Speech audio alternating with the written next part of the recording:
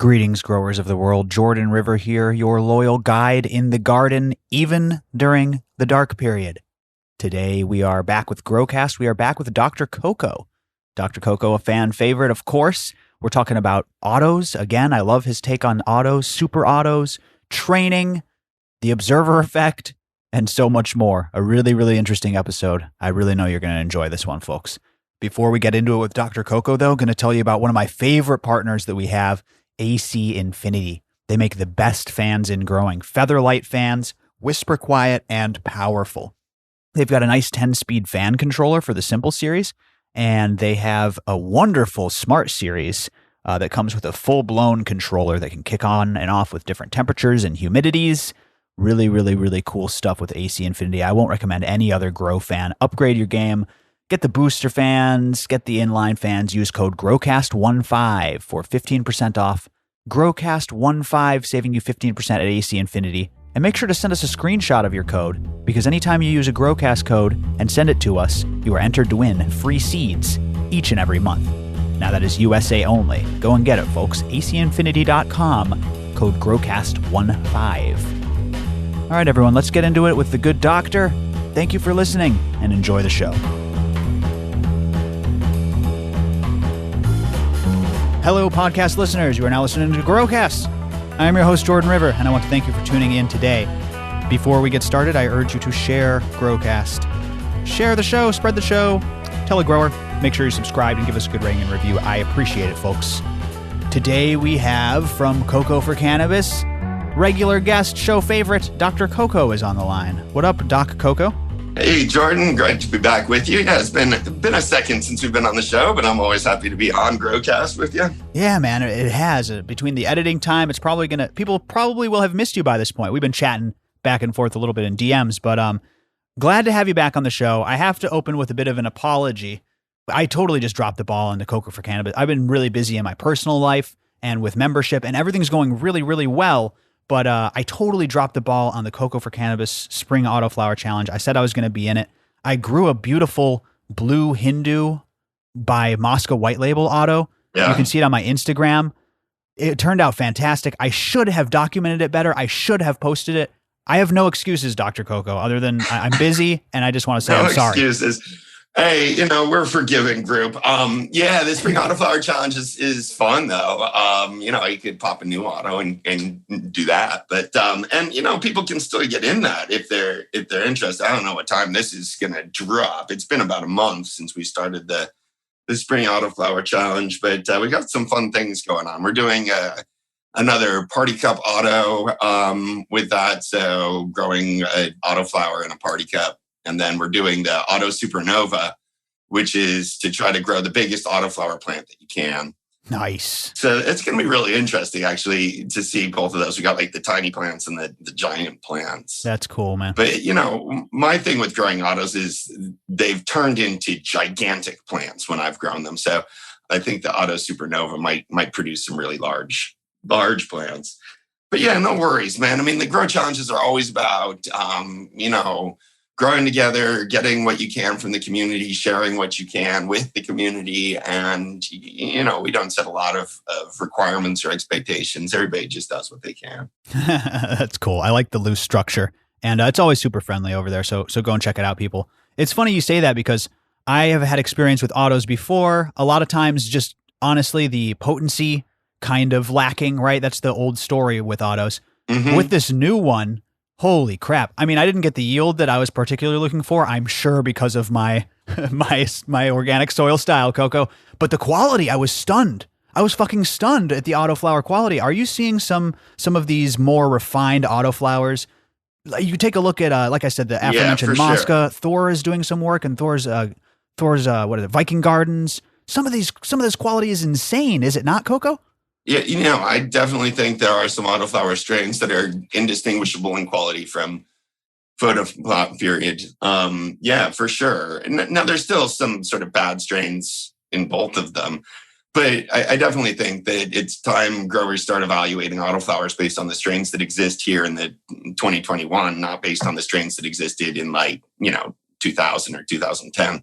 Yeah, and just on average, right? Because like you said, we have this mishmash of all these different crosses, but because of our selectiveness as a community, on average, is getting better and better. And frankly, some of the autoflower is shocking. Now, to be fair, they seem to always that be... happens in growing communities generally. Farmers naturally do some selection, and that's how plants become domesticated. I mean, that's how plant varieties become specific and adopted. For most of human history interacting with plants, we weren't doing sort of scientific plant breeding. We were just selecting the traits that we desired and replanting those plants. And through that process of selection, we developed, all of the crops that we have.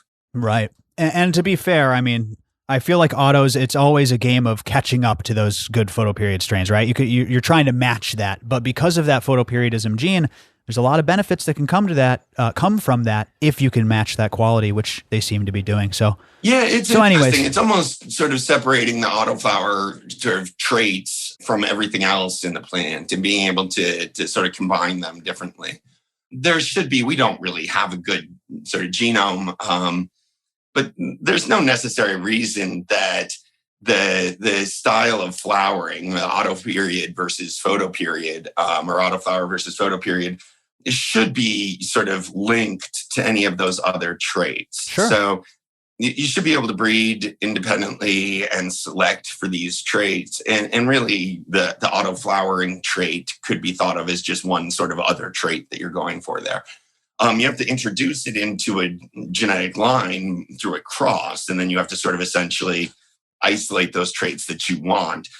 That's plant breeding, and that takes some time. That takes some generations. It takes a while to sort of establish stable lines. And there's been a whole bunch of breeders that have been working on that for the last couple of decades, and they've definitely made some progress. So yeah, the autos will continue to improve. I really think that autos are probably the future of a lot of cannabis cultivation. I imagine that autoflowers are going to be sort of increasing their market share in commercial cultivation significantly. They offer a number of advantages. 100%, man. And that's an important distinction that I never really put together. You're right. There's no reason why the photoperiodism gene would be linked to anything else. Your argument is it just so happens that the photoperiods are generally the ones we worked. Maybe they were more desirable from the get-go, and therefore the autoflowers haven't been as refined yet, is really the only distinction, is what you're saying.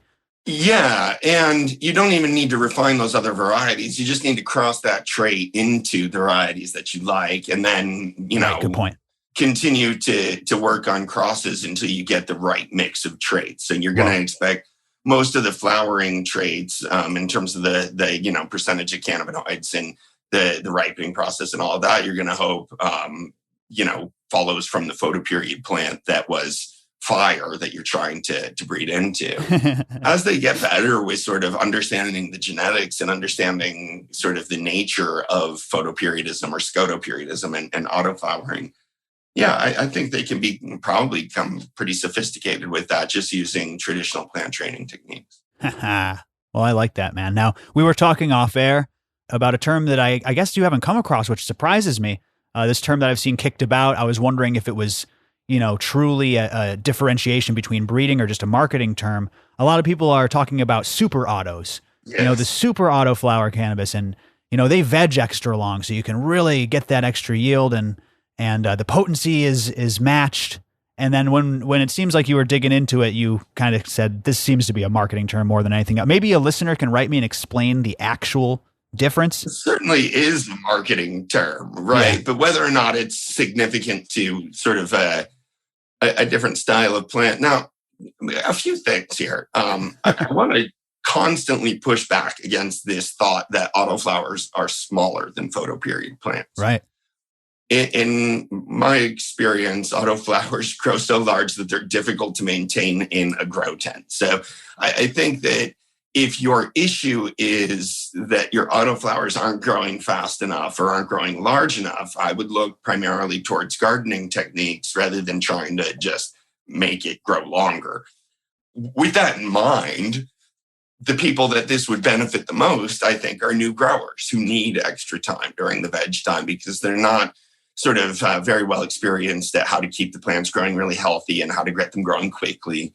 And that's one of the big problems. A lot of people think autoflowers are better for beginners, but they're tough. They put you on a clock. And so what this super auto, quote unquote, is going to do is give you a longer clock to work with. That makes For sense. most growers, though, I can't imagine that that's really going to be the issue. And most breeders are actually pushing in the other direction, right? Shorter and shorter flowering strains, not longer and longer. If you're looking for production, if you're looking for, production over returns to time, then you're going to want a faster plant. So the only people that are really going to benefit from a longer veg time are people that are going to potentially struggle with meeting their goals in a shorter veg time, if that makes sense. Yeah, that makes perfect sense. And I think one of the reasons why autos might have that reputation, and again, this is just something I've observed. I think you've kind of semi-corroborated it, and please don't get mad at me, auto growers, but it's something I've seen. You occasionally seem to get those runts with auto flowers. Like I'll be in the Discord and someone will post their auto and their grow technique is good. I've seen them grow photos well. In fact, other autos in the room sometimes are doing normal, perfectly normal. And then this one, it just turns into like a little single cola and he doesn't get very big and then he flowers and it was a runt essentially. Yes. Do you get those a little more frequently with those autos? You just don't have time to recover. Okay. I mean, I agree with the phenomena that you're describing, and I've experienced the phenomena that you're describing. Right. Boy, I had a plant. I grew 4 autos, and one of them went into flower first. Was stunted a little bit, like you're talking about. Flowered first, stopped growing. The other plants exploded and literally buried the plant. I mean, it was underneath the other plant. I had to prop up the other plant and put another light, sort of intercanopy light for that plant. Otherwise, it would have died. A lot of it actually did die because it was just smothered. It was getting the light. My real philosophy or theory on this is that, 9 times out of 10, that is something that happened to that plant. Oh. It's not a genetic issue. It's just that you don't have any time to recover from any small issues, particularly root stunting. And root stunting, the roots can get a little bit unhappy if you hit them with water that's too salty or the water becomes too salty in the media. Or you can do maybe a little bit of root damage during transplanting, especially, by the way, if you transplant too early. And some growers that are in autoflower, or they're growing autoflowers, if they are transplanting, a lot of people avoid it altogether. And that's like almost a guaranteed way to get a runt. But if you transplant, they may be a little bit worried about transplanting. So they're going to think like, I'm on a clock. I got to get through this quickly. And they go a little bit too soon before the roots really sort of establish themselves in the first pod. Ooh. And then they might be damaged during the transplant. And then that will lead to a stunting. And then the plant will go into flower and it will never have a chance to sort of catch up. Whereas a photo period, I know exactly what you're saying. Sometimes that photo period is lagging and it lags through all of veg. And then the second week of flower, it decides to catch up. You know what I mean? Well, the autos will do that too. I've never had a plant grow faster than an autoflower during what we call the stretch. But like any plant, and I've grown plants a lot, but like I was getting autos to grow 4 inches per day during that early bloom period. But not if they flower early, like you've described. And if you have a small plant count, for instance, like you said, 1/4 of your garden is now a runt. Yeah. There's no, it had already entered flower. There's no catching up at that point. Right. And this is the trick. This is why I say it's not easy for beginners. I mean, It's not even easy for people that consider themselves experts sometimes, because you do run into some issues where, it's hard to keep every plant perfectly happy all the time. And with autos, especially if you have like a 21-day veg period or something, then, if you set them back a tiny bit, that sort of compounds itself and amplifies itself once they hit the flowering stage. So it does. The shorter the veg period, the more pressure there is on the grower to do their job really excellently. And the longer the veg period, the more flexibility there is. And that gets back to my original point. Who would benefit from super autos? The people that need that extra time. Interesting. Very interesting. And again, between the autos and the photo periods, I think things like plant count come into consideration. And it's just really, it's super interesting. I like these auto explorations with you, Dr. Coco. Nobody comes at it from such an unbiased perspective. Yeah, I think it's really interesting. the thinking about autos in their space in like real production, in commercial production, where commercial production had for such a long time been dominated by clones. And I'm talking about commercial production either in the sort of regulated or the unregulated market. Sure. Had been dominated by clones 100%. for a long time because seeds were very difficult to get to and unreliable in terms of sort of what you would get when you planted a seed, and potentially expensive to get sort of good quality genetics. Cloning, there's a common myth that cloning saves time relative to seedlings. We've done this enough with large enough groups of people to know that that's an absolute myth. If you cut your clones and drop your seeds on the same day, the seedlings will grow right past those clones. That does make sense. Every single time. That's true. So for commercial production, and you need the per seed cost to be pretty low. But you got the vigor argument already going towards seeds. It speeds up the vegetation process. It makes training easier in a lot of respects. The seeds are becoming more reliable and easier to access. And for all of those reasons, a lot of commercial production is moving slowly away from clones towards seeds. But that's been one of the hangups to going to autoflowers, of course. Once you sort of overcome those other obstacles to seeds, I see autoflowers as sort of the future of commercial cannabis production, because it gives you a larger return to your footprint. And, there's some issues with keeping everything in cycle right now, but that's just basically something that can be resolved with breeding. And, the having to buy seeds thing is already going to be basically baked in. Farmers are going to choose to do that because of the advantages that seeds offer. Mm-hmm. Yeah, I think you're 100% right. Imagine the outdoor applications, large scale, no plant down. Yeah, outdoor commercial production. It's just the returns to space and the returns to your equipment. So when you're setting up a grow, one of the things that you have to have is space for it, and square footage costs money in rent or buying, warehouse space or whatever else. And then you need to buy a light. And, running these lights for a commercial grow, the light is usually one of the most expensive pieces of equipment. And then to have it powered off for half of the time doesn't make a lot of sense in a commercial facility. I mean, you could get more use out of your equipment with autos than you can with photos. Yeah, 100%. You opened my eyes to that, and I want to see that. I want to see that in real large scale legal application. I cannot wait for that to come along. There are some large scale legal growers that are running autos now. I want to go visit. And there are some strains, particularly here in local dispensaries, that are autoflowers. Yeah, I've seen that too, man. Pretty wild. I'm smoking some autos, that Blue Hindu auto right now. Fucking loving it. Very, very stunned on that. Oh, yeah. I have a bunch of auto strains.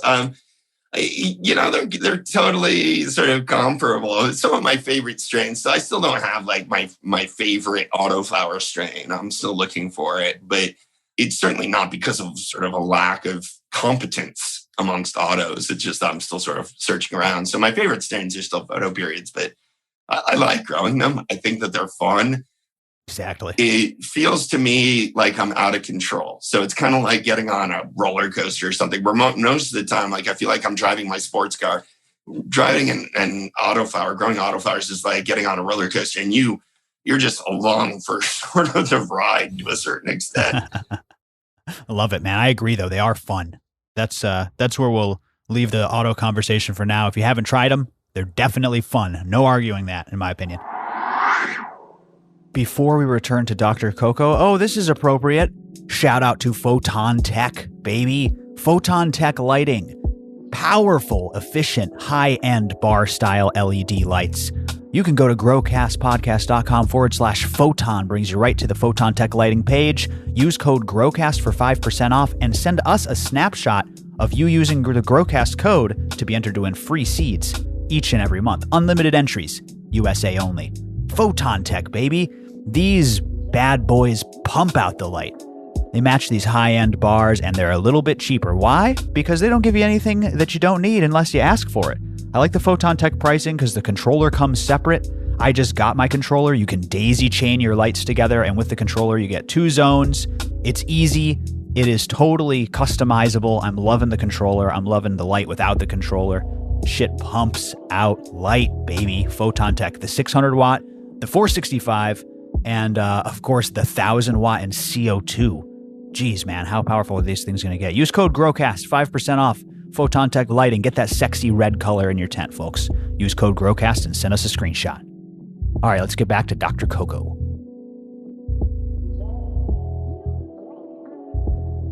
Okay, we're going to kind of jump around a little bit. I did want to talk about another, not marketing, just another term. Yeah. And we talked off air. This is something that's, in and outside of cannabis. People practice this back budding, this back building with cannabis. For maybe people who haven't heard of that, this is something you would do in the flowering stage. I guess you could consider it a plant training technique.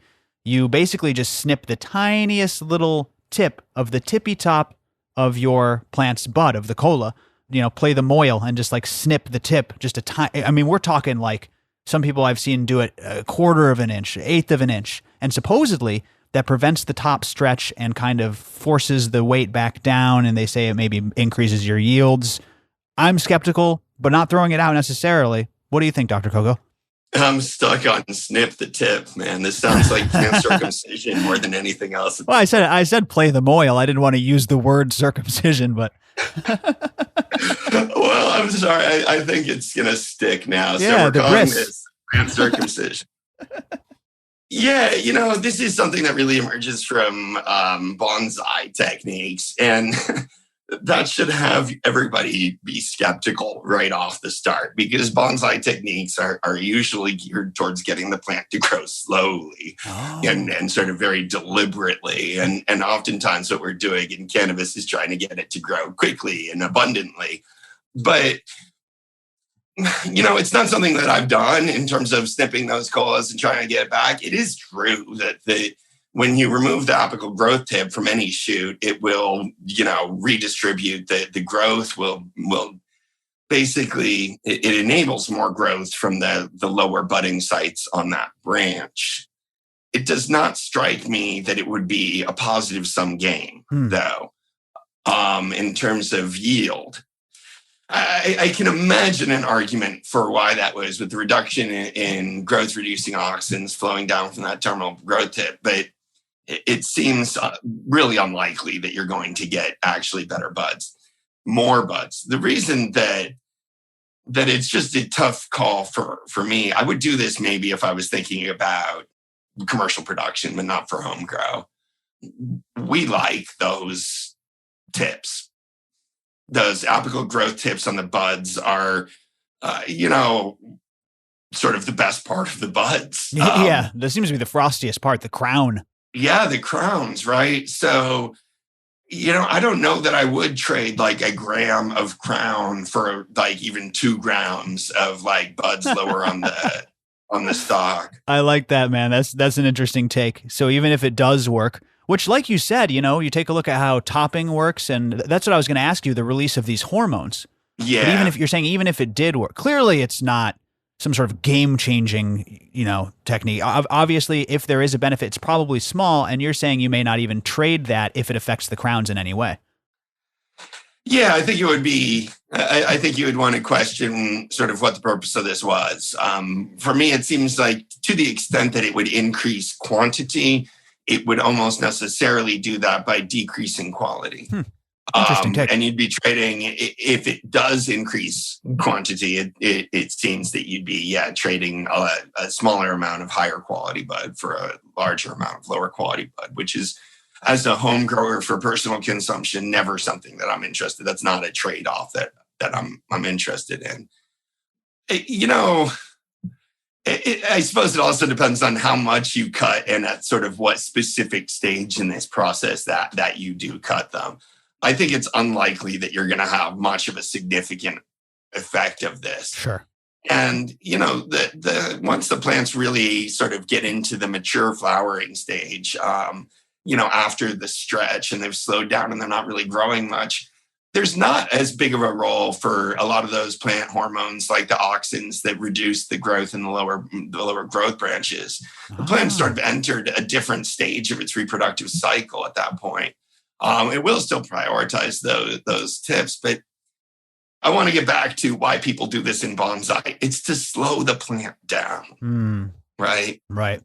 Now, doing it before then certainly can help redistribute that flow. But yeah, backbutting to the extent that you're removing significant material at all, I'm not comfortable with that as a strategy for improving your harvest. Interesting. So we'll probably label it busted on the myth bust scale, somewhere between busted and plausible, probably. We'll see. We'll follow up. Yeah, maybe it requires more experimentation to understand really what the trade-offs are. I think that there would certainly be some trade-offs to the extent that it had a noticeable impact at all, which is questionable.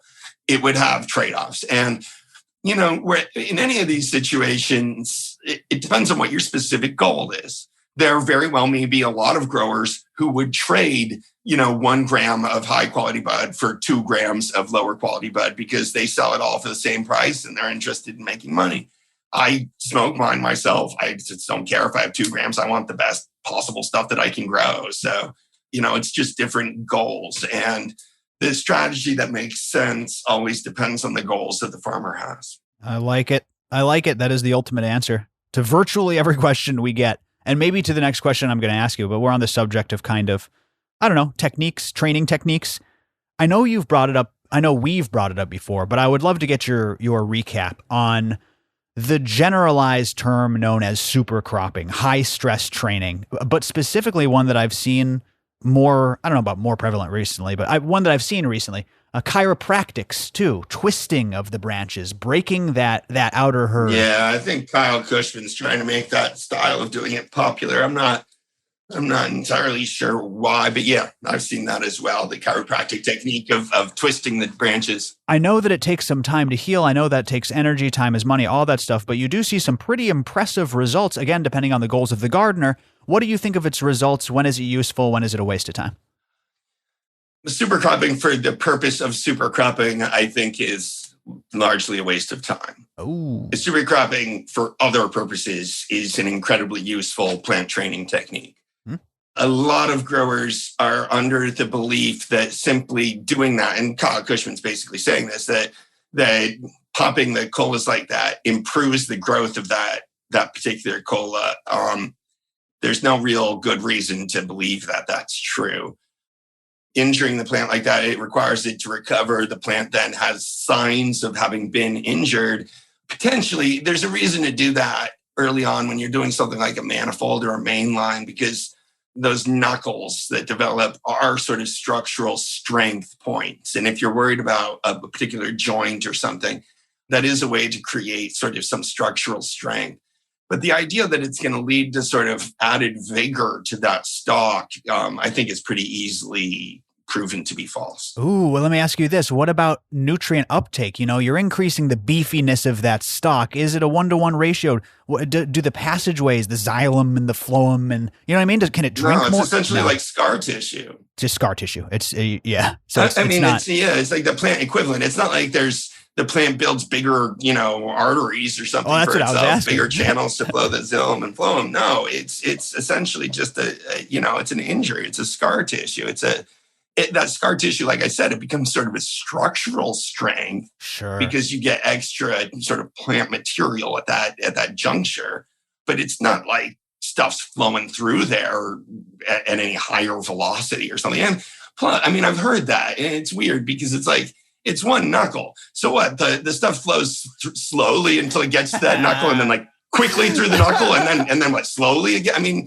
How does that work in terms of like hydrologic flow?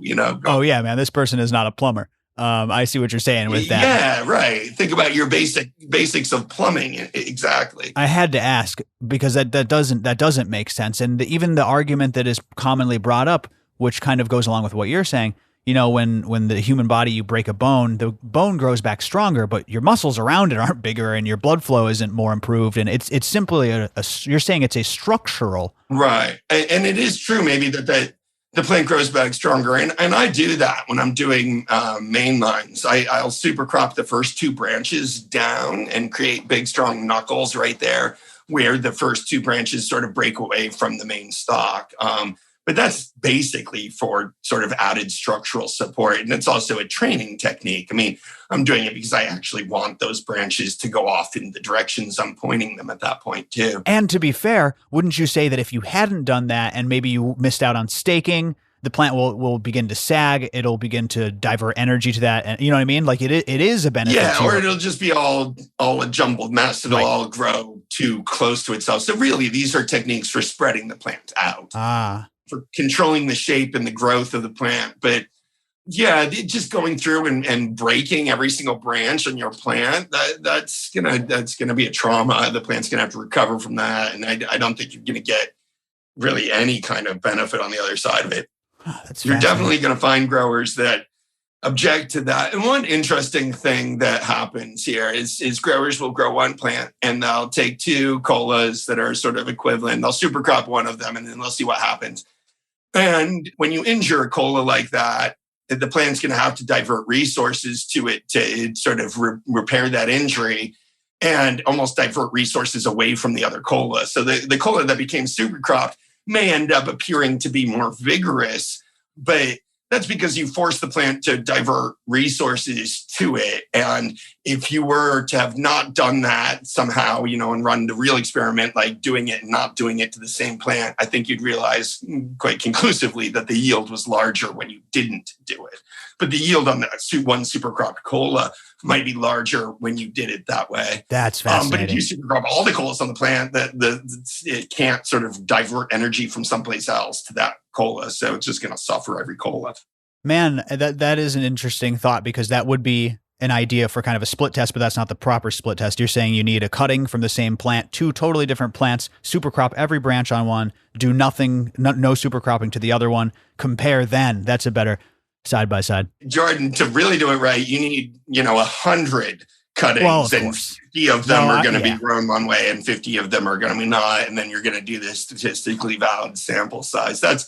It's really absolutely one of the biggest issues that we run into in the cannabis community is people making scientific inferences from like a sample size of 2 plants. Yeah, that's a good point, man. That just does not fly. That would never fly in poker analytics or mathematics or anything. The sample size that's required, I don't know about, something like 100 plants. That almost seems small. The idea that it releases some sort of beneficial plant hormone that helps generate sort of more vigorous growth, or that somehow sort of the injury produces a growth hormone response.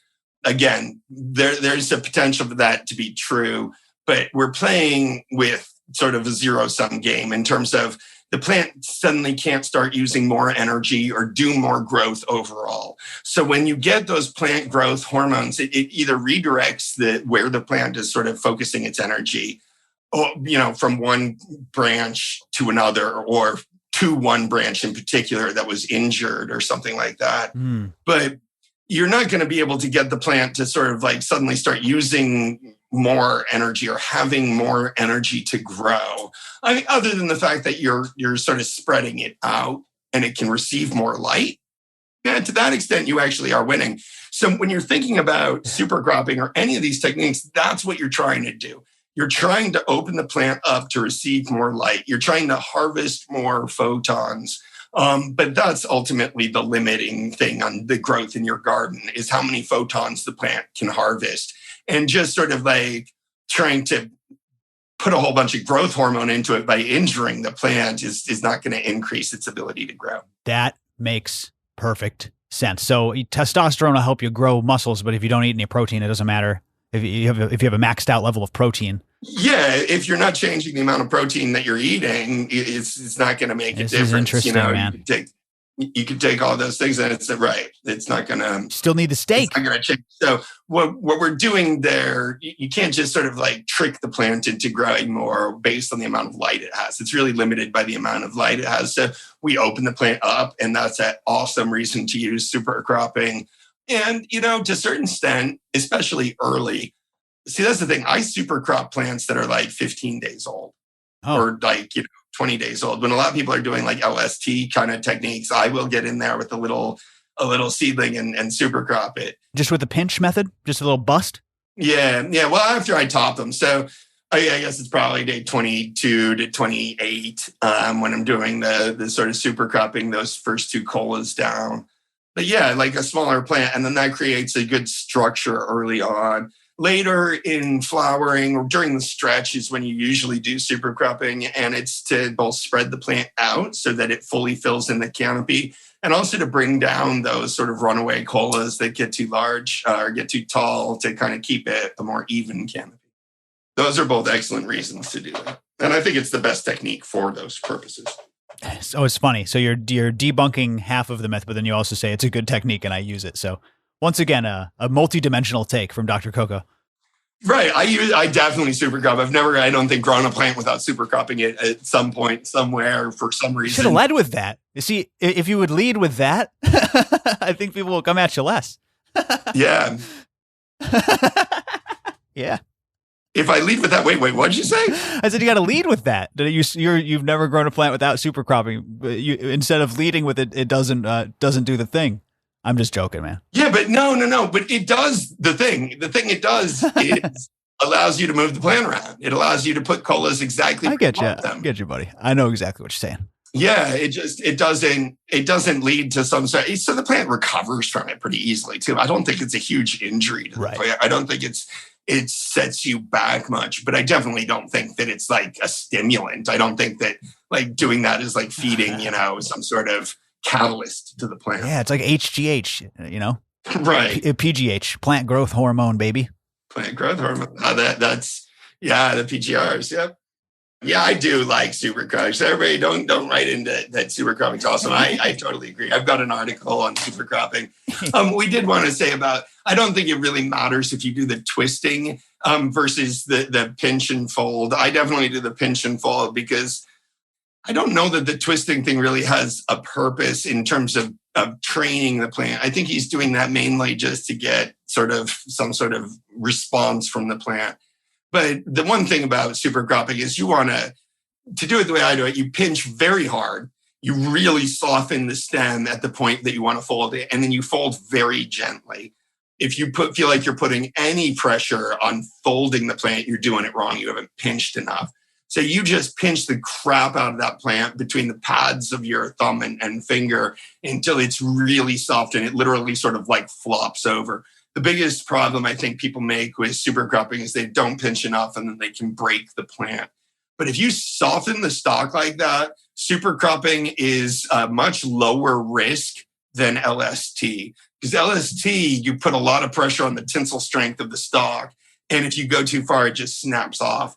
With super cropping, you've pre-softened it and you can really avoid those more traumatic plant injuries. That is a good point. I had my first of recent era low stress training split like you're describing. That is a good point. It's like bending that piece of wood to where you're testing the tensile strength. That's the exact way to put it. And you don't know where it is. And then all of a sudden, boom. Yeah, exactly, man. Exactly. I'm going to try some super cropping myself. I'll see what's up with this pinch and fold method.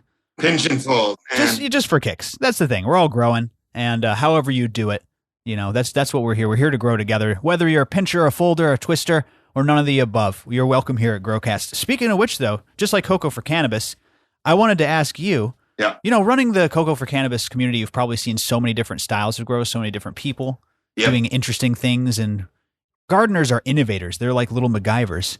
Yeah. What are some of the cooler techniques, setups, more innovative things that you've seen that have made you stop and go like, wow, I've never thought of this before or thought about implementing it in your garden?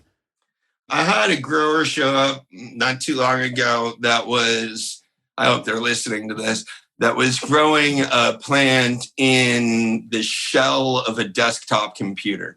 I think I saw that picture. Did you post that? Yeah, it went around. That was so sick. I was like, wow, okay. The nerd in you was like, yes. Your micro grow. I mean, that's like one session. You're going to grow this plant for like 3 months. You're going to have like one session out of that. Yeah, he could sell that though for like, he should sell that to fucking, Bill Gates or Steve Jobs, RIP, for fucking, this was grown in a computer. And there you go. Oh gosh, I had a guy in the deep south that wanted to grow. He had to get out of his house though. So he built this bucket and he put it out on the porch. And this is in the deep south. It's hot and humid. And he pumped air from his living room, which was air conditioned, through this venting out onto this bucket that was on his porch, and successfully grew a plant on a patio that was like 120 degrees. But the plant was sort of constantly getting fed this air conditioning air from the living room. Kept it alive and harvested a plant like that. And then that whole way through, I thought that there was no chance that was going to work out well. Wow. Air-cooled bucket and a light on the inside. Air-cooled bucket, like on your porch. Yeah. With the two guys. It was an interesting look. I like the sort of those micro grows and those kinds of setups. I also like people that just sort of like take over places in their house, like doing it underneath the stairs or something if they got little crawl spaces and stuff like that. It's cool. Those are the places where I really think you use a scrog, or, you do like a sea of green technique or something. But those little low, tight, like nook and cranny type places that people try to grow in. Yeah, I agree with that. The micro grows are what's up, 100%. Yeah, and we got other people doing micro grows that are like automated little micro grows that, they don't have to, they sort of plant and check on periodically, but like the plant grows itself. It's wild. I like those things. I like to see how people play around with automation and horticulture and trying to blend those two. It's fun.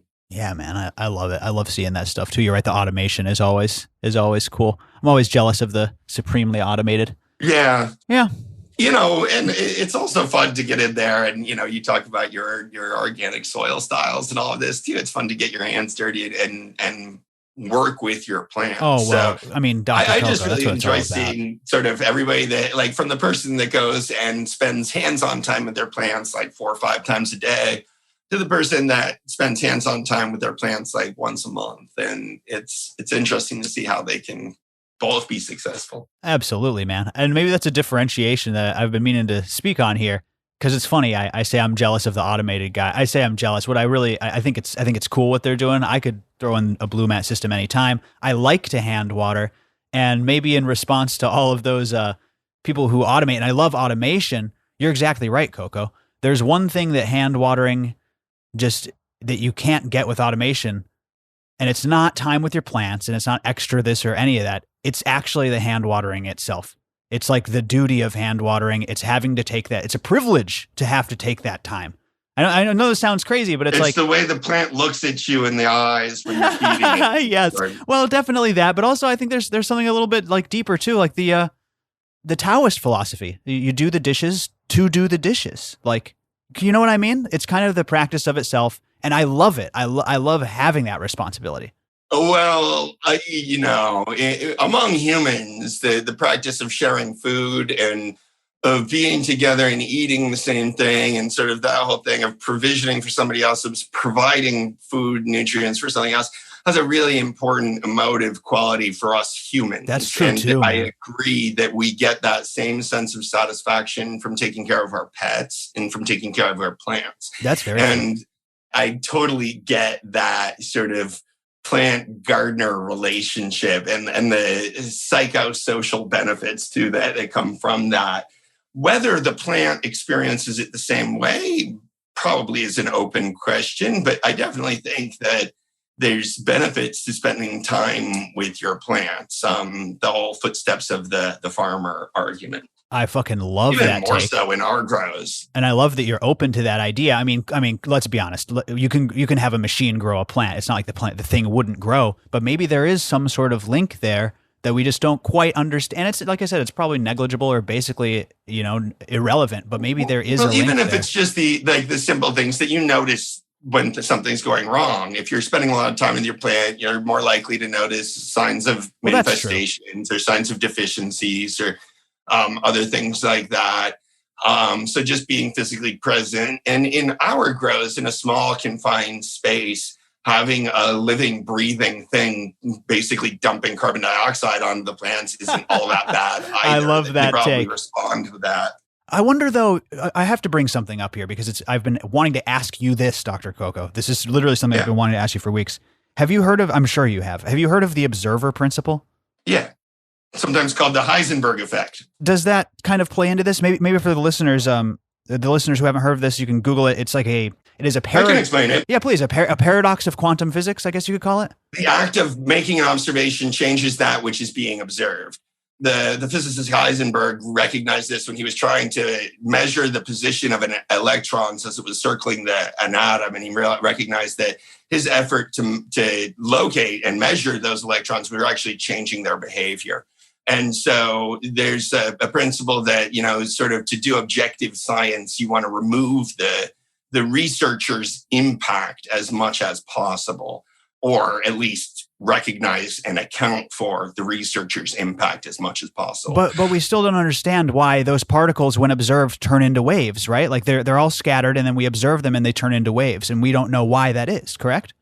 Physics isn't actually my strongest suit.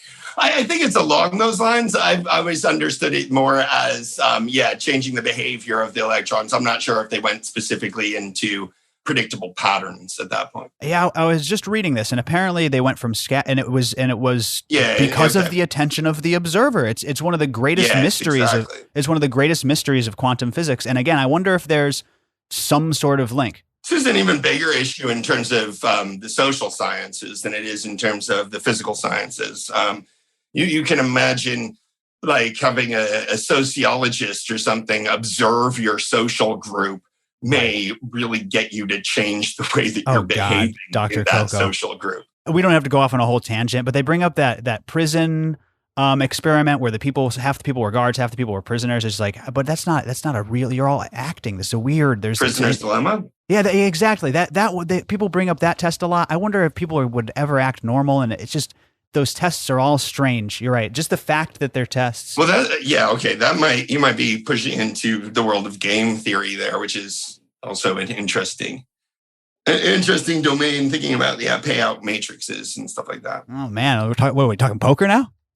I'm all about game theory. Exactly. Those are the first two letters in GTO. If player A makes this choice and if player B makes this choice, and the payout grids are different, and it may be best if both people say yes, but one of them's always going to cheat and say no, and it's those kinds of scenarios. Oh, you get it, Coco. I love talking to you because you understand how the world works.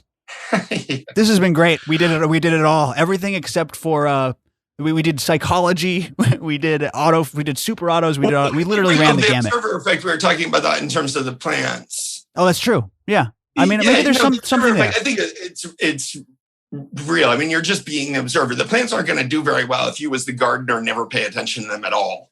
So you got to pay attention to them. There's probably a sweet spot where you could be maybe overpaying attention to them, sort of like being a helicopter gardener, like you probably know parents that are paying a little bit too much attention to their children. I'm kind of a tiger plant dad myself, but yeah, I see what you're saying.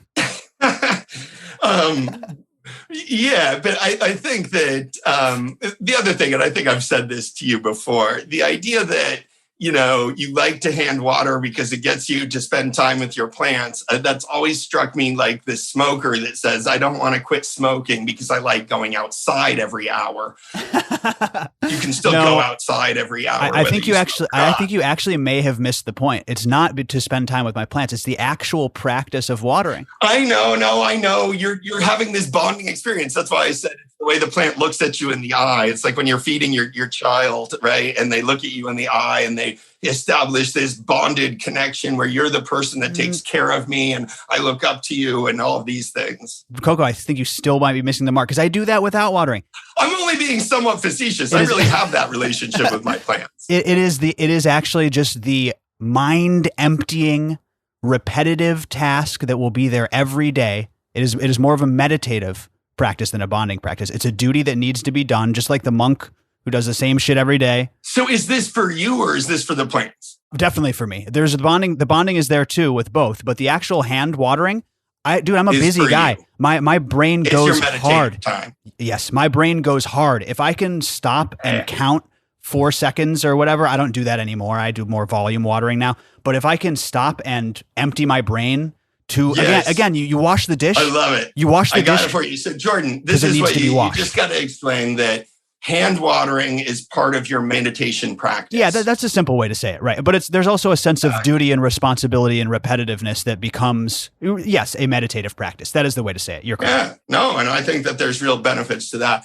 But that makes it also clear that the benefit is for you as a gardener rather than for Oh, fuck yeah. Oh, no. No. It's not for tanker buds. Come and visit it. It's probably beneficial to the plant. But no, that's a good distinction. But yeah, that is the one thing. And again, maybe I should automate and then go do a guided meditation. But I just love it. I love it. So sue me. No suing you at all. I think that's awesome. And I think that one of the main benefits for being a home grower is the psychological benefits of being a gardener. I mean, I think that this is a connection to nature and a connection to plants in a way that we really often don't get in sort of our lives outside of being home growers. It's very enriching. It's very sort of spiritually satisfying. I think it's very accurate to describe it as a meditation practice. And to understand those sort of health and wellness benefits of home grow, because I think a lot of people just sort of think about, cannabis as medicine. But it's very much sort of the Zen practice of being a gardener that I think provides a lot of the medical benefits. 100%. In my case, and I imagine in a lot of others. Holy shit, man. You really nailed that. I appreciate that, Coco. That's a good place to go out on. That's a good mic drop, man. I couldn't agree more. CocoForCannabis.com. Get in on the challenges. Anything else before we sign off? Any big news? We got this strain review giveaways going on. So you can write a strain review and get entered in to win our strain review giveaways this month. We're doing a Metagrow Fold 8 fixture is the prize. I already gave away a Grower's Choice light and a Geek Beast light the last couple of months. So that's been fun. Write a strain review about sort of any strain in our strain review forum and see the whole giveaway page and all that stuff. Yeah, the Autoflower Challenge is going on now. If you've got autos growing or if you can get autos growing very quickly, jump in that and participate with that. And, I've got fun sort of projects. I'm working on more grow light videos. I just did, my last video was on the PhotonTech XT 1000 watt CO2 Pro, which is like the biggest, baddest grow light that I've tested so far. Oh, shit. That's if you're interested in understanding sort of the top end of production in a grow space, check that out. That thing's going to be ungodly. It's been fun being back with you, Jordan. So I'm happy we got to do this today. That PhotonTech looks insane, man. We'll catch up. We'll do a whole episode. I think we got some people. That PhotonTech is insane. Yeah, dude. That thing was like, it was more light than I could sort of safely fit in my testing area. I was like, how am I going to test this thing? It's so much light. Oh my God, man. I love it. Because it's designed for, if you don't have supplemental CO2, it can cover 6x6, but I don't even have a 6x6 test area. I mean, my testing mat is 5x5. So I'm like, how am I going to do that? Shit, man. But yeah, it's a big bad light. That's for sure. Love it, man. Absolutely love it. Love you listeners. As always, I know you loved this episode. Stay tuned for more Dr. Coco, old friends, new friends, all of the above. This is Jordan River and Dr. Coco signing off saying, be safe out there and grow smarter. Grow with love, everyone. That's our show for today. I hope you enjoyed this episode with Dr. Coco. Thank you so much for tuning in. Before we wrap it up, going to give some love to the FOOP, organic bottled fish waste-based nutrients. TheFoop.com is where you can find them. Use code GROWCAST the first time and GROWCAST forever in perpetuity after that. That's GROWCAST one-time use for 10% off and GROWCAST forever, the numeral 4 EVA, and that's 5% off for life. Try the FOOP, folks. It is certified organic, specifically formulated for cannabis, and it's based on fish poop. What more could you ask for? We love Larry over at the FOOP, and I am loving this thing as a booster in my living soil. Rhizo Rich is using it in inert mixes, just replacing it as a nutrient supplement. Not even a supplement, just his main nutrient line. He's grown in smaller pots. Helps him with the seed co, folks. TheFoop.com, code GROWCAST one time, GROWCAST forever after that. Thank you all so much. Stay tuned for more GROWCAST. Appreciate you all. Bye-bye.